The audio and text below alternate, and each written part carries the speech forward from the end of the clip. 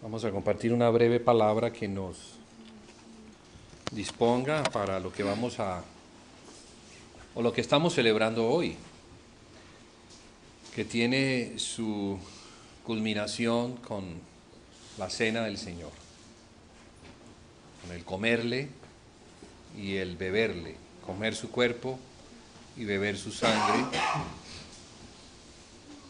representado en los símbolos del pan y del vino.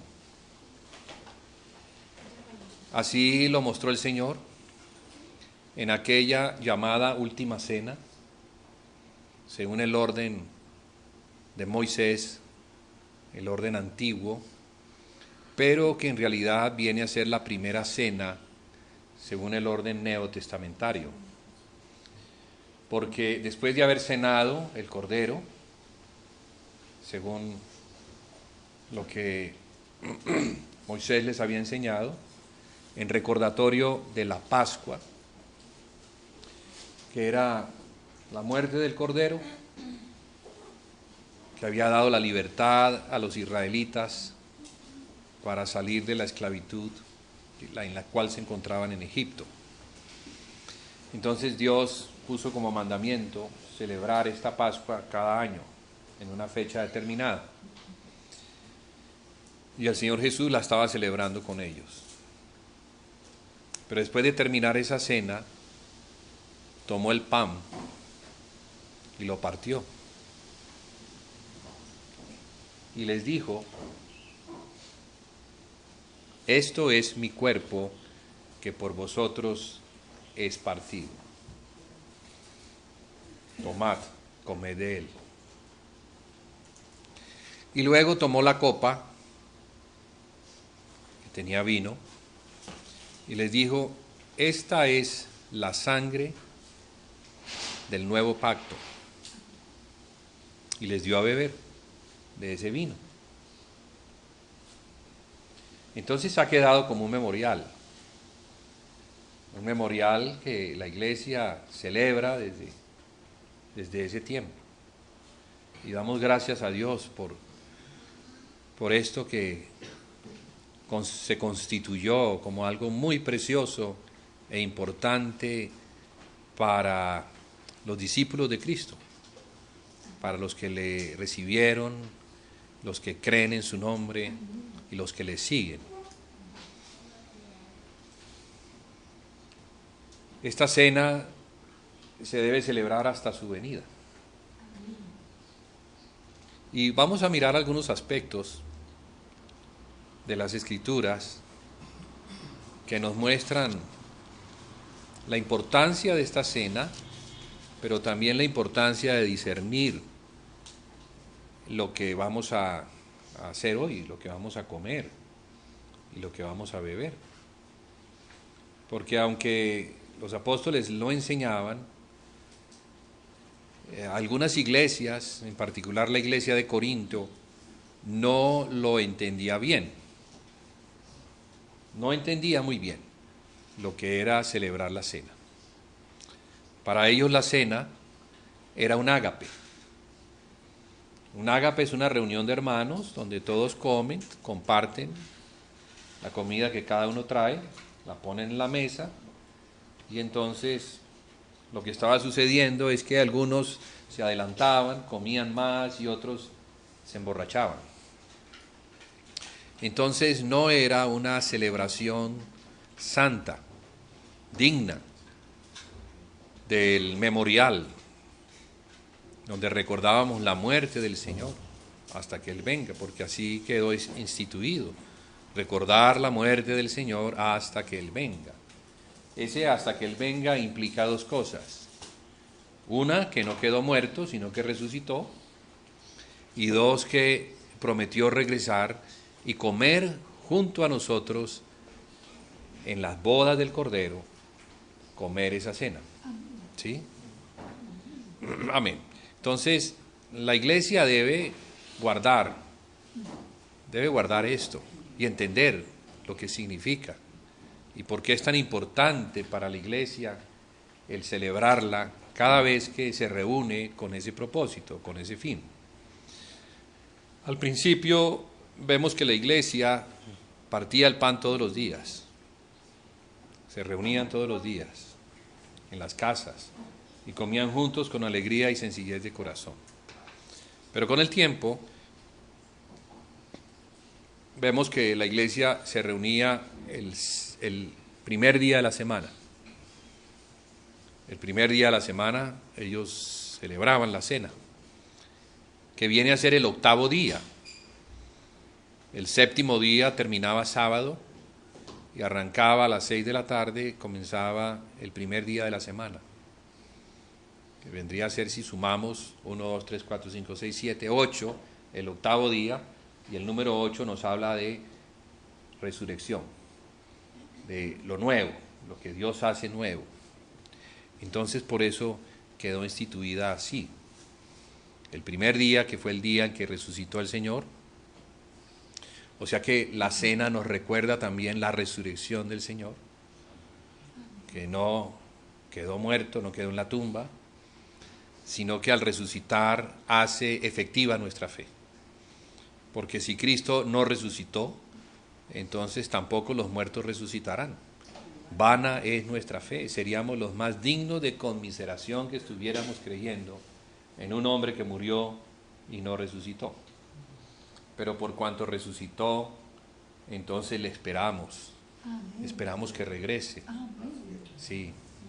Y mientras que Él regresa, entonces la iglesia festeja eso que ocurrió en la cruz del Calvario, y festeja también anticipadamente la fiesta de tabernáculos, que es la reunión del Señor con todo su pueblo. Eso viene pronto. Entonces, ¿qué tan importante es para nosotros en el tiempo en que estamos viviendo que estemos bien apercibidos?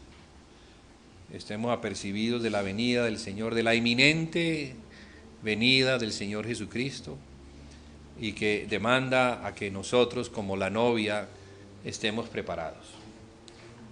Entonces, una de las amonestaciones del apóstol Pablo a la iglesia de Corintio era que ellos no discernían el cuerpo de Cristo.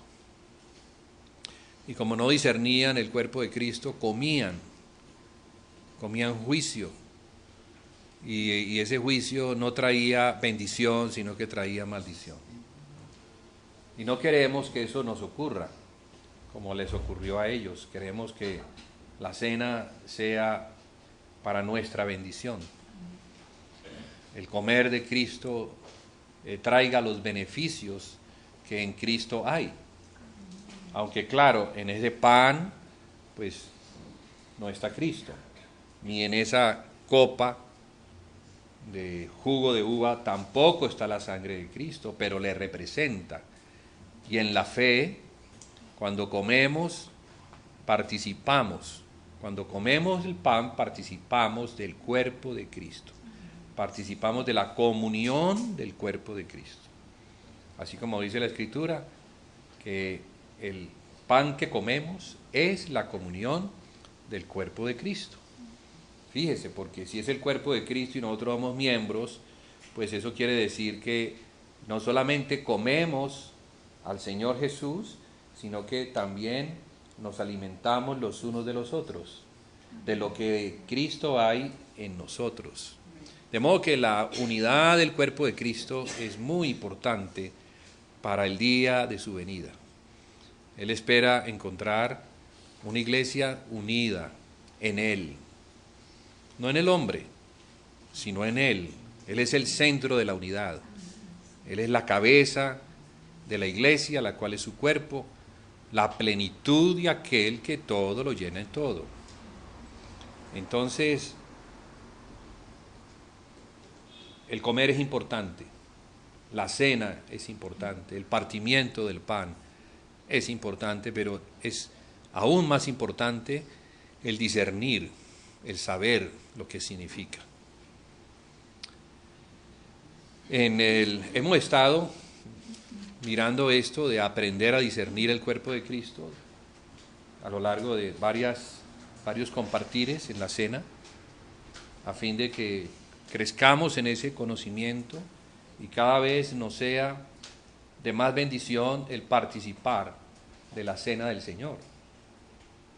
Que no la tengamos como un ritual más, algo así religioso que se debe hacer, como quizás lo hacían los corintios, sino que lo tengamos como algo necesario, lo tengamos como un ejercicio, bueno, más que un ejercicio, como un acto, una obra de fe, sabiendo que vamos a recibir algo del Señor. ¿Cuántos necesitan del Señor? Yo necesito del Señor, todavía necesito mucho del Señor. Sé que no hemos llegado a la estatura. La Escritura nos muestra que es un caminar hasta que todos lleguemos a la unidad de la fe y del conocimiento del Hijo de Dios. Y no hemos llegado todavía a esa unidad de fe. Y no hemos llegado a esa plenitud del cuerpo de Cristo, del varón perfecto, que es equivalente a esa estatura del varón perfecto. Pero la Escritura promete que si perseveramos, vamos a llegar. Entonces, lo que nos corresponde hacer a nosotros es obedecer, perseverar en la comunión, perseverar en la doctrina de los apóstoles, porque la doctrina de los apóstoles nos trae el conocimiento del Señor Jesucristo, ¿sí? Y nos llevan a aumentar nuestra fe, a crecer en el conocimiento del Hijo de Dios, que debe ser experimental en la comunión de los hermanos, la comunión del cuerpo de Cristo. Y la revelación que viene como consecuencia. Entonces la comunión trae una bendición que no es adicional, sino que es la bendición, que es el formar a Cristo en nosotros. Entonces, la comunión del cuerpo de Cristo es la edificación misma del cuerpo de Cristo. No hay otra forma de edificar la iglesia sino a través de la comunión, del conocimiento del Hijo de Dios impartido en cada santo, ¿sí? Porque cada uno de nosotros tiene algo de Cristo, unos más, otros menos, pero necesitamos de cada miembro, porque en la plenitud del cuerpo, que es la plenitud de sus miembros reunidos, encontramos toda la sabiduría y el poder de Dios.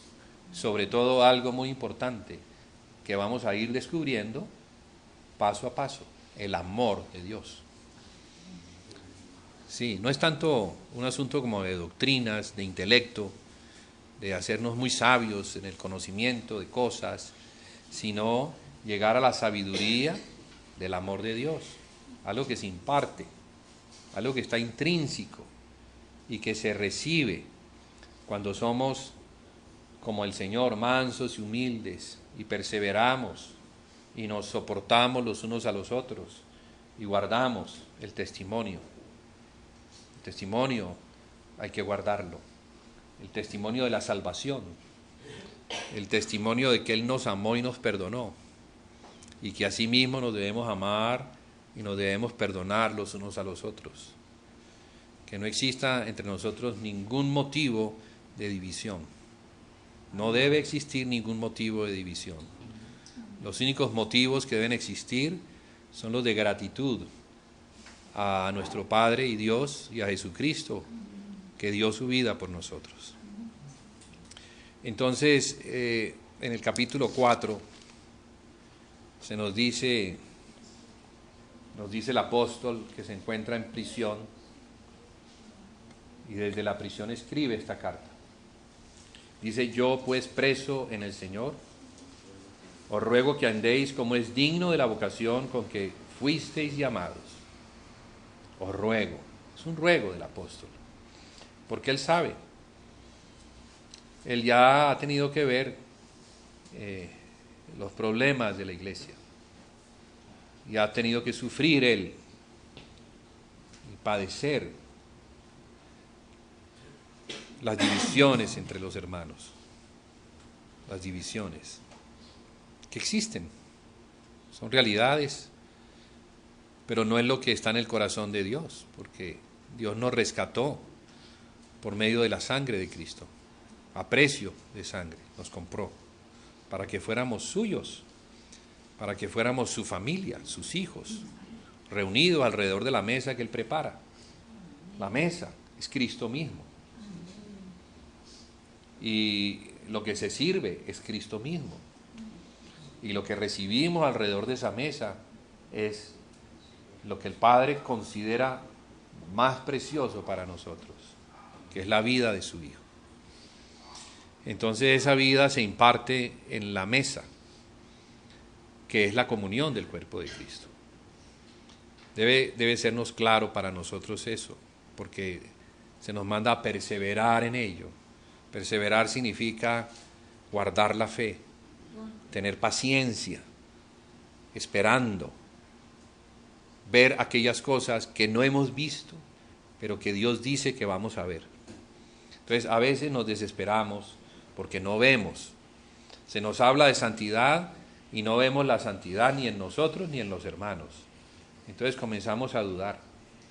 Pero Dios dice que nos va a dar santidad. Dios dice que nos va a quitar los pecados. Y resulta que esas cosas no se ven. Porque es que las estamos viendo desde una posición equivocada. No estamos viendo lo que Dios ve. Dios ve que nos escondió en Cristo. Lo que Dios hizo fue ponernos en Cristo. Nos bendijo desde antes de la fundación del mundo. ¿En quién? En Cristo. O sea, nos incluyó en el cuerpo para que fuéramos santos y sin mancha delante de Él. Eso quiere decir que mientras que estemos en el cuerpo, ¿cómo Dios nos ve? Dios nos ve en Cristo. No nos ve en nosotros. Para podernos ver en Cristo nos tiene que poner en Cristo. Porque si nos deja fuera, entonces ¿cómo nos ve? Nos ve pecadores. Entonces no solamente nos perdonó, sino que nos puso en el cuerpo de Cristo. Y el perseverar es perseverar en la comunión del cuerpo de Cristo. Esto que hacemos es la demostración de que estamos perseverando. Esto que comemos y esto que bebemos, la sangre del nuevo pacto, imagínense, la sangre del nuevo pacto, porque hubo un nuevo pacto, hermanos. Así como hubo también un antiguo pacto que se selló con sangre de animales, pero no era perfecto, porque era sangre de animales y los animales se tenían que matar todos los días, porque el pecado era diario y el sacrificio tenía que ser diario y los animales eran miles los que se sacrificaban. Pero con una ofrenda, la de su Hijo, hizo perfectos a los santificados. Hizo perfectos. Bueno, parece ser que hay que repetir. No imperfectos. Porque se oye decir es que somos imperfectos. Pero la Biblia dice que hizo perfectos a los santificados. O sea, tenemos que vernos es como Dios nos ha visto en Cristo. ¿Sí? La falta de claridad, entonces lo que hace es que nos excluye de aquellas cosas que son una ley, establecidas en los cielos como leyes. La ley de Dios, que es la ley de Cristo en su nuevo pacto. O sea, la sangre del nuevo pacto todavía está caliente y está dispuesta para seguir perdonándonos, para seguir incluyéndonos, para seguir mostrándonos que el pago por el pecado, por la condición de imperfección del hombre, está allí disponible. Entonces, ¿qué tan importante es este momento? ¿Qué tan importante?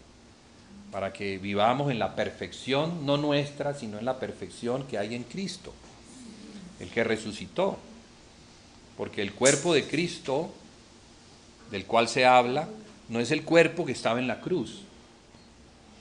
El cuerpo que estaba en la cruz murió y con él morimos, pero después resucitó en un cuerpo de gloria y ese cuerpo de gloria, ese es el cuerpo de Cristo ahora, de gloria, no de pecado, no bajo la tentación, Porque Cristo en el cuerpo que tomó humano adámico fue tentado en todo. Y si nos ponen ese cuerpo, pues imagínense, si somos tentados permanentemente al estar fuera, ¿cómo será si nos pone en el cuerpo de tentación?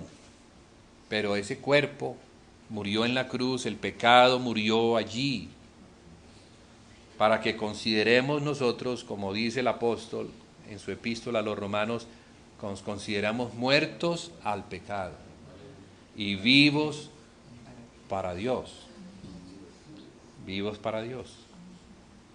O sea que estamos vivos para celebrar a Dios, para ministrar a Dios, para bendecirlo, glorificarlo, agradecerle por lo que hizo por nosotros en la cruz del Calvario.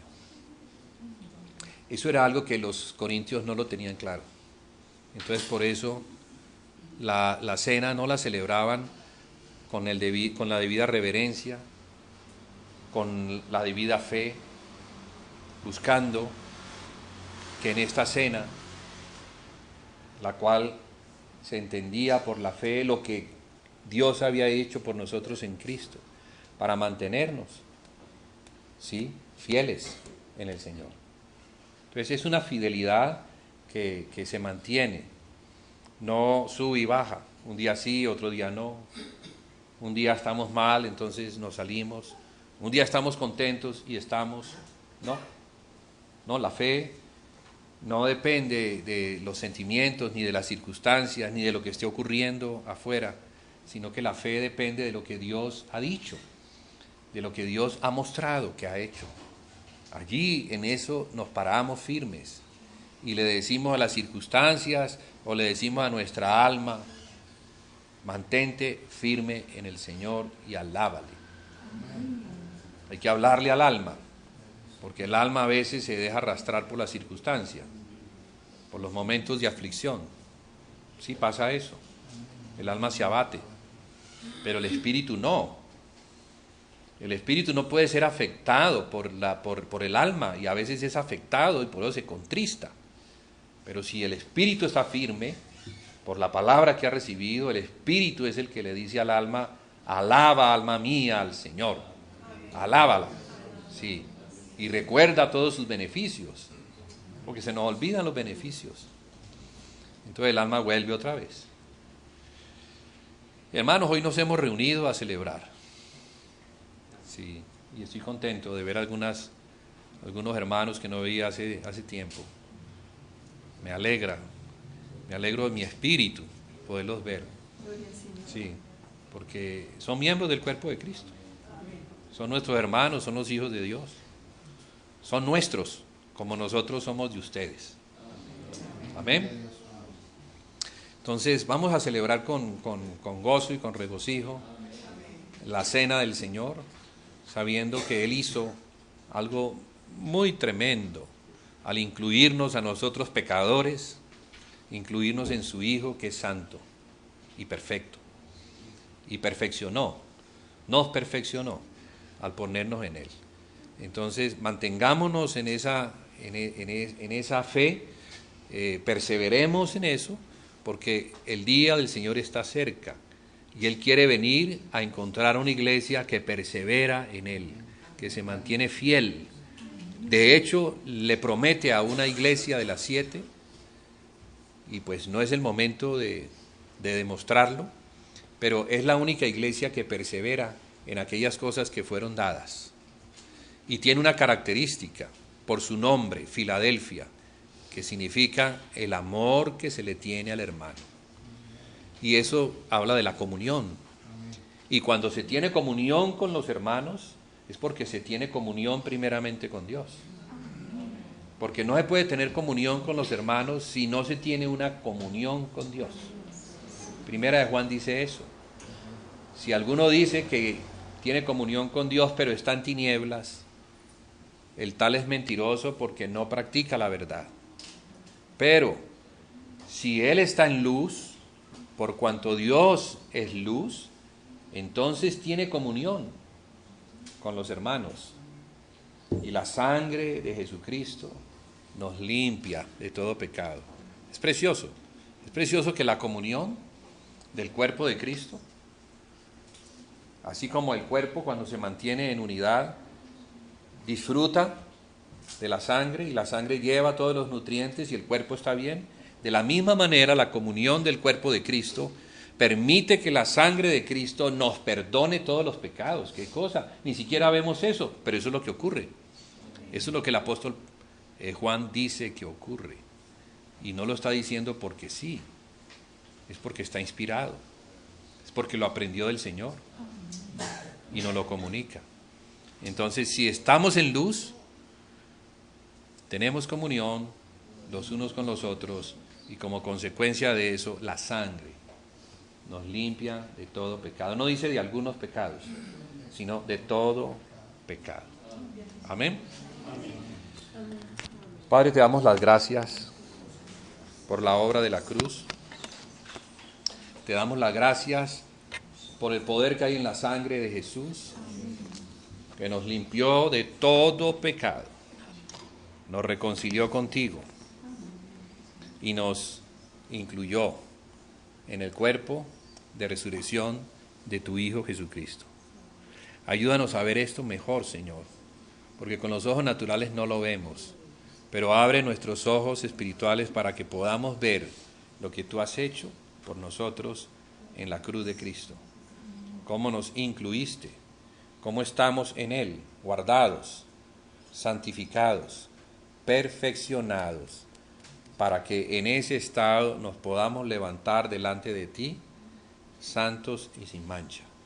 Así es como tú, Señor, nos has limpiado, nos has perfeccionado, no por nosotros mismos, ni por nuestra justicia, ni por nuestro esfuerzo, sino por lo que Jesús hizo. Y por eso te damos las gracias, Señor, y te bendecimos. Amén y amén.